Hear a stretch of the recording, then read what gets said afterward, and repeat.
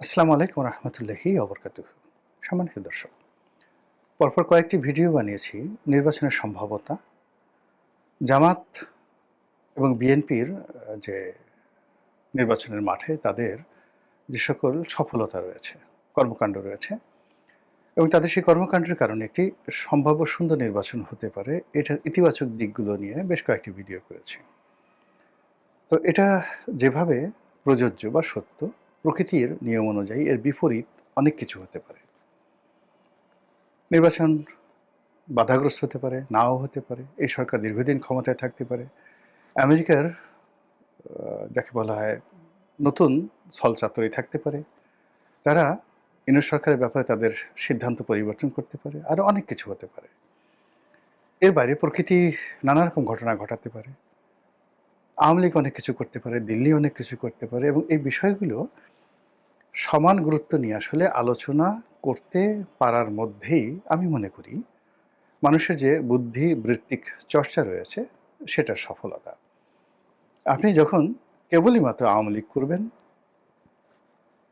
অথবা কেবলমাত্র বিএনপি করবেন, কেবলমাত্র জামাত করবেন, তখন আপনার চিন্তা চেতনা কেবলই একদিকে মোতাজ্জ হয়ে যাবে। আপনি বিকল্প চিন্তা করতে পারবেন না। আপনার চিন্তার বাইরে একটা পৃথিবী আছে, সেখানে কোনো সম্ভাবনা আছে। এটা কখনো আপনাকে যাকে বলা হয় সঠিক পথ দেখাবে না। এর ফলে মানুষ জীবিত থেকেও মানুষ জড় পদার্থে পরিণত হয়। এ ধরনের মানুষকে বলা হয় একচোখা মানুষ, দলকানা মানুষ, অন্ধ মানুষ। এদেরকে বলা হয় স্বজনপ্রিয় মানুষ এবং এই মানুষগুলো পৃথিবীর জন্য উপকারী নয়, ভীষণ রকম ক্ষতিকর। কাজেই আমাদের এই সমাজে যদি আপনাকে নিরপেক্ষভাবে বিচার করতে হয়, বিশ্লেষণ করতে হয়, তাহলে আপনার ১০ দিক খোলা রাখতে হবে। মন, মস্তিষ্ক, চিন্তা, চেতনা এবং ভালো-মন্দ যেকোনো জিনিস ঘটতে পারে। আল্লাহ রাব্বুল আলামিন আপনার জন্য যেকোনো জিনিস ঘটাতে পারেন। এরকম একটা যদি ভয়, অপেক্ষা, একাকিত্ব, তানহাই সব জিনিসগুলোর মধ্যে সম্মিলন থাকে, তাহলে মানুষ হিসেবে আপনি যেখানেই থাকুন না কেন সুখে থাকবেন, শান্তিতে থাকবেন। কিন্তু যদি আপনি দলকানা হন, রাতারাতি মন্ত্রী হবেন, প্রধানমন্ত্রী হবেন, এরপর আপনি উৎসব করবেন, আনন্দ করবেন, ফুর্তি করবেন, আবার একটা সময় আপনি ডলা খাবেন। আপনার পালাতে হবে, আপনার পিঠের মেরুদণ্ড ভেঙে ফেলা হবে, মাজা ভেঙে দেওয়া হবে পিটিয়ে, আপনাকে ফাঁসিতে লটকানো হবে, আরও কত কিছু। এটা জীবন নয়।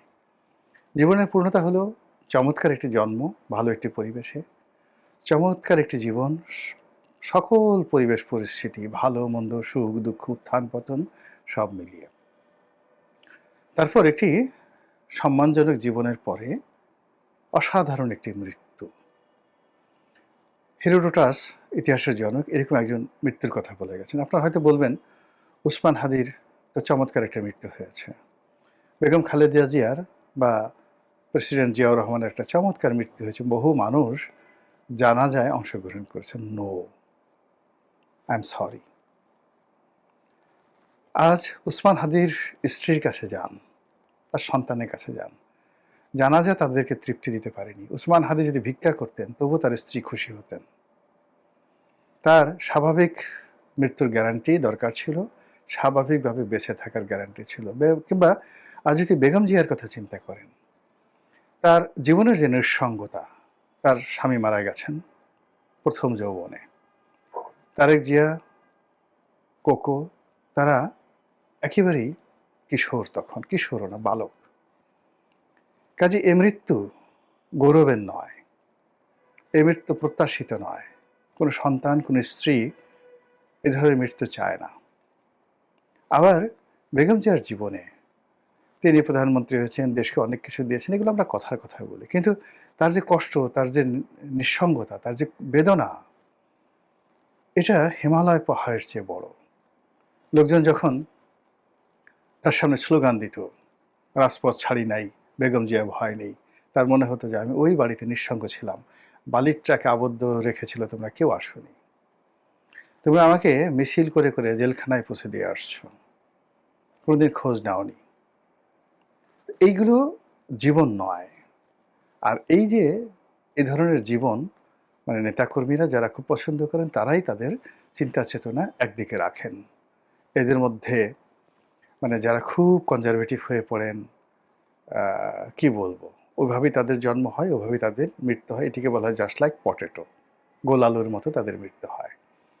আর এই পৃথিবীকে যখন ভার্সেটাইল ভাবে মানুষ দেখেন, যেভাবে আওরঙ্গজেব দেখেছেন, যেভাবে সম্রাট আকবর দেখেছেন রাজনীতির পর্যায় থেকে, যেভাবে দার্শনিকের দৃষ্টিতে হেরোডোটাস দেখেছেন, কনফুসিয়াস দেখেছেন, এমনকি ম্যাকিয়াভেলি এবং চন্দ্রগুপ্ত মৌর্যের যে প্রধানমন্ত্রী চাণক্য দেখেছেন।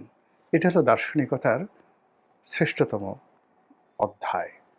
কিন্তু গণভবনের সাংবাদিকতা, দালালি, যমুনার দালালি, এখন তারেক রহমান সাহেবের যে অফিসকে কেন্দ্র করে সাংবাদিকদের যে দালালি, রাজনৈতিক নেতাকর্মীদের যে দালালি, জামাতকে কেন্দ্র করে দালালি, শেখ হাসিনা কেন্দ্র করে দিল্লিতে দালালি, এখানে বিভিন্ন রকম যাকে বলে আবর্জনা তৈরি হওয়া, হারপিকের মতো আবর্জনা তৈরি হওয়া, এখানে ইল্লু পিঙ্কুদের মতো আবর্জনা তৈরি হয়, যাদেরকে বলা হয় দাজ্জাল, এক চোখা মানুষ। দাজ্জালের একটা চোখ থাকবে, সে আর তার স্বার্থ ছাড়া অন্য কোনো কিছু দেখবে না। তো ওই জায়গা থেকে আমি আল্লাহর কাছে সবসময় পানাহা চাই, কোনো স্বার্থ, কোনো লোভ এবং কোনো লালসা যেন আমাকে অন্ধ না করে। তো সেই দিক থেকে এই যে পরপর কয়েকটি ভিডিও করলাম ইতিবাচক, আমার কাছে মনে হচ্ছে যে এর বাইরে আপনারা যারা দর্শক আছেন তাদেরকে কিছু বিকল্প চিন্তার খোরাক দেওয়া উচিত। ধরুন এখন ডক্টর মোহাম্মদ ইউনূস সরকারের সাথে মার্কিন যুক্তরাষ্ট্রর একটা সম্পর্ক আছে, যে যাই বলেন না কেন সম্পর্ক আছে। মার্কিন deep state policy, American lobby, Clinton foundation, Joe Biden সরকার, জর্জ সরোজ, সোটন গ্যাং, এই জিনিসগুলোকে আমরা শুনিনি? এরপরে তার সঙ্গে সঙ্গে ম্যাটিকুলাস প্ল্যান, কিংস পার্টি, তারপরে এনসিপি, তাদের মধ্যে আবার জামাতের বন্ধন, ডোনাল্ড লু, পিটার হাস, তেল ব্যবসা, কত কিছু হচ্ছে। ফলে নির্বাচনের মতো চলছে, কিন্তু এই যে কাহিনীগুলো বললাম, যে ঘটনাগুলো বললাম, তাদের একটারও তো কবর রচনা হয়নি, শেষ হয়নি। ফলে ওইগুলো ঘটতে পারে যে কোনো সময়, এনি টাইম। আর সেটা যদি ঘটে তাহলে সেটাকে নিয়ে আমরা একটা ফ্যান্টাসি তৈরি করতে পারি।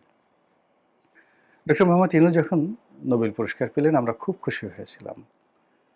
আমি তো মানে আমার মনে আছে পুরো দেশ জাতি ঝাঁপিয়ে পড়েছিল, ও মাই গড! আমরা তো তখন আসলে এই নোবেল শান্তি পুরস্কারের যে নেতিবাচক যে দিকগুলো, ওগুলো বাঙালিরা জানতো না।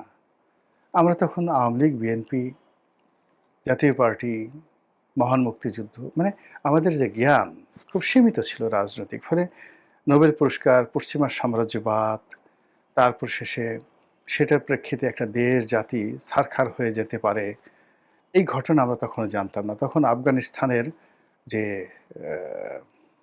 যাকে বলা হয় তাণ্ডব, মার্কিন তাণ্ডব, সিরিয়াতে তাণ্ডব, আইএসের তাণ্ডব, ইরাকের যে হাহাকার, লিবিয়ার হাহাকার, ইরানের আর্তচিৎকার, এগুলো তখনও আমাদের কর্ণকুহরে ঢুকেনি। ফলে ডক্টর মোহাম্মদ ইউনূস শান্তি পুরস্কার পেয়েছেন, বাংলাদেশে একটি নোবেল পুরস্কার এসেছে, ও মাই গড! এটার আনন্দে আমাদের তখন সবার ঘুম হারাম হয়ে গিয়েছিল।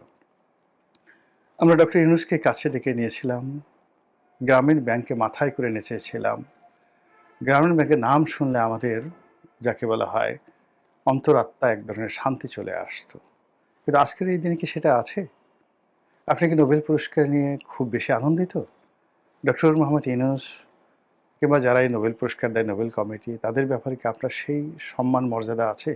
অবশ্যই নেই। দ্বিতীয় যে বিষয়টি সেটি হলো, যদি আমরা ধরে নেই যে নোবেল শান্তি পুরস্কারটি যেভাবে এবছর মাসাদোকে দেওয়া হয়েছে, যে কারণে এবছর ডোনাল্ড ট্রাম্পকে দেওয়া হয়নি এবং যে কারণে ডোনাল্ড ট্রাম্প রাগ হয়েছেন, সেই একই কারণে আগামী দিনেও তো বাংলাদেশে বেশ কয়েকটি নোবেল পুরস্কার আসতে পারে। যেমন ধরুন আমাদের একজন ফটোশিল্পী আছেন, ক্যামেরা দিয়ে ছবি তোলেন, ক্যামেরাম্যান শহীদুল আলম।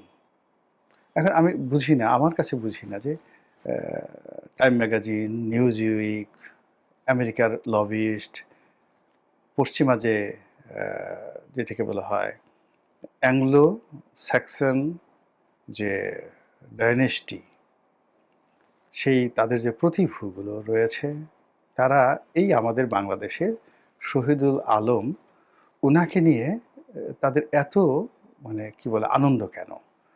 তারা মনে করে যে এমনভাবে শহীদুল আলমকে উপস্থাপন করা হয় যে এই লোক বাংলাদেশে জন্মগ্রহণ করেছেন, কিন্তু তার মর্যাদা কোনো অবস্থাতেই লিওনার্দো দা ভিঞ্চির চেয়ে কোনো অংশে কম নয়। তার মর্যাদা কোনো অংশেই মাইকেল অ্যাঞ্জেলো, একজন বিখ্যাত স্থপতি, স্ক্রাপচার বলা হয় এদেরকে, যে ডেভিড বিখ্যাত মূর্তি তিনি তৈরি করেছেন, মাইকেল অ্যাঞ্জেলো, রেনেসাঁর যুগে। তো এরকম Michelangelo, Leonardo da Vinci, Van Gogh, Vincent van Gogh, ওনাদের পর্যায়ের লোক, অ্যাটলিস্ট ভারতের মকবুল ফিদা হোসেনদের পর্যায়ের লোক। পার্থক্য হলো তারা পেন্সিল দিয়ে, জল রং দিয়ে তারা তাদের যে মাস্টারপিস ওয়ার্কগুলো তারা তৈরি করে গেছেন। আর আমাদের শহীদুল আলম তিনি ক্যামেরা দিয়ে এমন ছবি তুলেছেন যে ছবি এই পৃথিবীতে হাজার বছর পৃথিবীকে বাঁচিয়ে রাখবে। কিন্তু অবাক করার ব্যাপার হলো, আমি এখনো পর্যন্ত শহীদুল আলম সাহেবের কোনো ছবি দেখিনি। তো শহীদুল আলম বাংলাদেশের এত বড় বিখ্যাত লোক, পশ্চিমা দুনিয়ারা যাকে নিয়ে এরকম মাতামাতি করছে, এবং তাকে দেখেন এই বাংলাদেশ থেকে নিয়ে তুরস্ক হয়ে, ইটালি হয়ে তাকে সেই গাজাতে তারা পাঠিয়ে দিল, এবং সেই গাজাতে তিনি ইসরায়েলি সৈন্যর হাতে গ্রেপ্তার করলেন। এবং আমাদের দেশে কত আবেগ তাকে নিয়ে, যে আহা, তিনি ফিলিস্তিনে ভাই বোনদের জন্য কত কিছু করেছেন। কিন্তু এই ভদ্রলোক ৫ ওয়াক্ত নামাজ পড়েন, কোনোদিন উমরা করতে গেছেন, মক্কা গেছেন, মদিনায় গেছেন, কোনো মসজিদে গেছেন, বাংলাদেশে কোনো বিপদ আপদে নিজের পকেট থেকে ২ পয়সা সাহায্য করেছেন, আমি বাপু জানি না। যাকে নিয়ে এটা আমার ব্যর্থতা। কিন্তু এই যে শহীদুল আলম, পশ্চিমারা যদি তাকে নিয়ে আর একটু এগিয়ে তাকে একটা নোবেল পুরস্কার দেয়, আপনি কি খুশি হবেন না বলেন? আর একটা নোবেল পুরস্কার আসলো। এরপর আমাদের আর একজন, দুজন লোক আছেন, রেজওয়ানা। তো উনি, উনাকে সবাই এখন অনেকে পলিথিন আফা বলেন, কিন্তু তিনি কারো কারো কাছে পরিবেশ আপা হিসেবে পরিচিত। আরেকজন আছেন আদিলুর রহমান শুভ্র, সাদা চুল, ফকফকে সাদা চুল। ওই এখন একজন উপদেষ্টা আছেন, তার বড় ভাই খলিলুর রহমান নিরাপত্তা উপদেষ্টা, টকটকে ফর্সা, এদের গায়ের রং দেখে মনে হয় আরব দেশ থেকে এসেছেন। তো এই যে আদিলুর রহমান শুভ্র, তাদের একটা এনজিও আছে। ইদানিংকালে দেখা যাচ্ছে যে একটা ভিডিও অডিও ফুটেজ হয়ে গেছে যে এই আদিলুর রহমান শুভ্র তাদের একটা এনজিওতে বিরাট একটা দান আসছে, $1,00,000 না $1,00,00,000, যে $1,00,00,000 তো অনেক টাকা, কয়েকশো টাকা, তো এরকম টাকা আসছে, এবং সেই টাকাটা যাতে দ্রুত তিনি ক্যাশ করেন, অর্থাৎ ডলার থেকে বাংলা টাকায় রূপান্তরিত করে, নিজের স্ট্যান্ডার্ড চার্টার্ড ব্যাংক থেকে এক ভদ্র মহিলা টেলিফোন করে তাকে বলা হচ্ছে। মানে এই আদিলুর রহমান সাহেবদেরকে আজকের এই আদিলুর রহমান বানানোর জন্য পশ্চিমারা টাকা দিয়েছে, লজিস্টিক সাপোর্ট দিয়েছে, নৈতিক শক্তি দিয়েছে, বাংলাদেশে তাদের জন্য সিংহাসন তৈরি করে দিয়েছে। তার ফলে আজকে তারা উপদেষ্টা হতে পেরেছে, এবং আগামীতে যদি আমেরিকান এই পলিসি তাদের অব্যাহত থাকে, তিনি হয়তো প্রধান উপদেষ্টা হবেন। ডক্টর মোহাম্মদ ইউনূসের পরে তিনি প্রধান উপদেষ্টা হবেন, এটা মোটামুটি সবাই ধরে নিয়েছে। তো সেই দিক থেকে এই যে সৈয়দা রেজওয়ানা হাসান, তারপর আদিলুর রহমান শুভ্র, তাদের মান মর্যাদা, শান শওকত, এগুলো বাড়ানোর জন্য যদি তাদেরকেও নোবেল পুরস্কার দেওয়া হয়, শান্তি পুরস্কার, এবং তারা সেই যে অধিকার কেন বিখ্যাত হলো, অধিকার একটা রিপোর্ট করেছিল যে হেফাজতে যে শাপলা সমাবেশ করেছিল, এবং ওটার উপরে আওয়ামী লীগ যে লাঠিচার্জ করেছিল, গুলি, বন্দুক, টিয়ার শেল চালিয়েছিল, তাতে আদিলুর রহমান শুভ্র বলেছিলেন যে অনেক মানুষ মারা গিয়েছেন। সেই অধিকারের সেই রিপোর্ট, এটা আবার পশ্চিমা দুনিয়া ব্যাপকভাবে প্রচার করেছিল, এবং এই কারণে আওয়ামী লীগ সরকারের সাথে অধিকারের সেই আদিলুর রহমান শুভ্রর একটা সম্পর্ক খারাপ হয়ে যায়। তিনি জেলে যান, একাধিকবার জেলে গেছেন, এবং সেই জেল থেকে বেরিয়ে তিনি আবার সেই উপদেষ্টা হয়ে গেছেন। আর এখন তো রীতিমতো কিংবদন্তি। কেন আপনি বুঝছেন যে তারা যাকে নোবেল পুরস্কার দেয় তাকে আগে প্রস্তুত করে, আবার যাকে নোবেল পুরস্কার দেওয়ার পরে সে যাতে রাষ্ট্র ক্ষমতায় বসতে পারে, বড় কিছু হতে পারে। এইজন্য তাদের কিন্তু চেষ্টার ত্রুটি থাকে না। তো বাংলাদেশে যেহেতু এখন একটা মার্কিন যুক্তরাষ্ট্রের মহা ধুমধামের মেলা চলছে, এখানে কে রাষ্ট্রদূত আসবেন এটা নিয়ে আমাদের অনেক আনন্দ।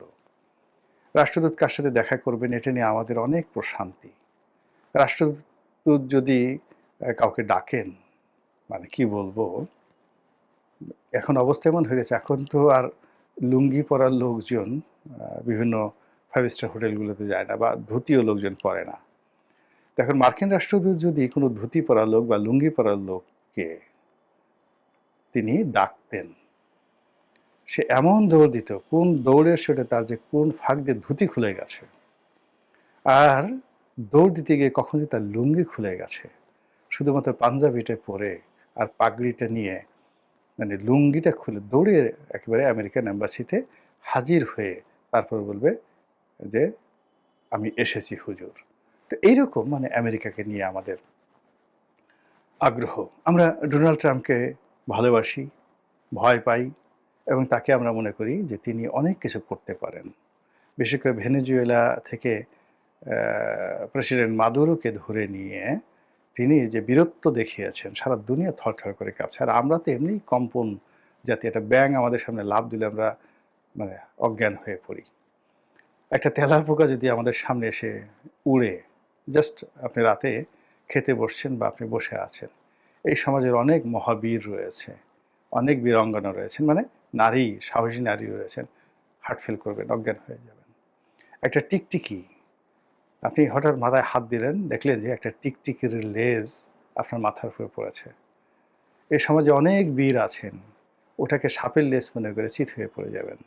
এই ঢাকা শহরে ভূতের ভয়ে কত মানুষ তাবিজ কবাজ হুজুরদেরকে নিয়ে যে কি কাণ্ড কারখানা করে। তারা এই ঢাকা শহরে ভূত খুঁজে বেড়ায়, শয়তান খুঁজে বেড়ায়, পেত্নী খুঁজে বেড়ায়, জিন খুঁজে বেড়ায়, এরকম অবস্থা। এগুলো নিয়ে এটা বিশাল, মানে এই যে জিন, ভূত, প্রেত, শয়তান, ইবলিস, এগুলো নিয়ে বিলিয়ন ডলারের ব্যবসা। বিলিয়ন ডলার মানে বুঝেন, 12,000 কোটি টাকার ব্যবসা। এই যে যত লোক দেখেন জিন তাড়ানোর উস্তাদ আছে, ঘর মানে জিন মুক্ত করার জন্য বিভিন্ন মন্ত্র আছে, তাবিজ আছে, কবাজ আছে। সারা বাংলাদেশে এটা নিয়ে বছরে প্রায় $1 বিলিয়ন ব্যবসা হয়।